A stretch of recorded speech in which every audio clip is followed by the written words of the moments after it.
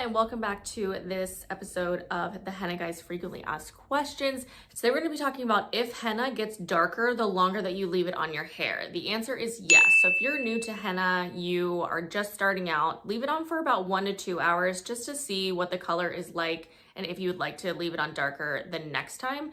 If you leave it on for the full 3 hours and it's darker, there is no way to go lighter after that point. So it's definitely best to start slow for a shorter amount of time to build up and see what kind of color that you like. 1 to 2 hours is for a more minimalist, lighter color. 3 hours for the full, robust richness. You can always do some strand tests. So using a small section of your hair and doing 2 or 3 sections and then washing them out at different periods of time to see what color then you would like to do for your whole head.